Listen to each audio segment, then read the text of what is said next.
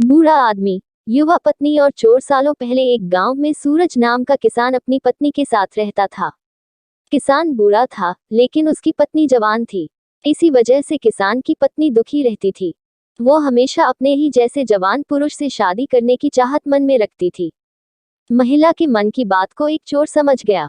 वो रोज महिला का पीछा करने लगा।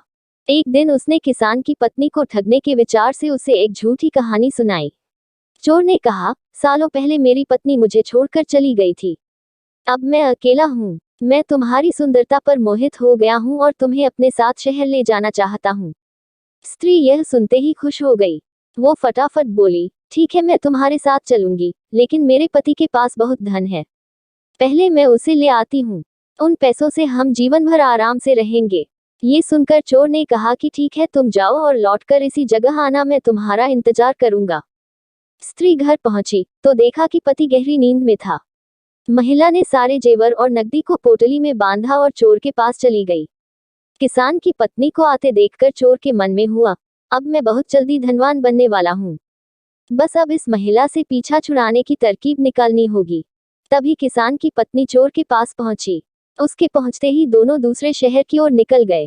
कुछ दूर चलने के बाद रास्ते में एक नदी मिली। नदी को देखते ही चोर को एक तरकीब सूझ गई। वह महिला से बोला, देखो, नदी गहरी है, इसे मैं तुम्हें पार करवाऊंगा, लेकिन पहले मैं ये पोटली नदी के उस पार रखूंगा, फिर तुम्हें साथ ले जाऊंगा। स्त्री को चोर पर पूरा विश्वास था। उसने कहा, हाँ, ऐसा करना ठीक रहेगा। फिर चोर ने कहा, देखो, तुमने भारी जेवर पहने हैं, ये जेवर भी तुम मुझे दे दो, ताकि तुम्हें नदी पार करने में कोई बाधा ना हो। ये सुनते ही किसान की पत्नी ने अपने सारे जेवर चोर को दे दिए। पोटली में बंधा धन और महिला के जेवर लेकर चोर नदी के पार चला गया। महिला उसके लौटने का इंतजार करती रही, लेकिन वो फिर कभी लौट कर नहीं आया। अब महिला को बहुत दुख हुआ और उसकी आंखों से आंसू बहने लगे, लेकिन पछतावे के लिए तब तक बहुत देर हो चुकी थी। उसका सारा पैसा और जेवर लेकर चोर जा चुका था। कहानी की सीख, धोखेबाजी का फल हमेशा बुरा ही होता है। व्यक्ति जैसा बोता है, वैसा ही काटता है। इसलिए कहा जाता है कि हमेशा हर रिश्ते में ईमानदारी दिखानी चाहिए।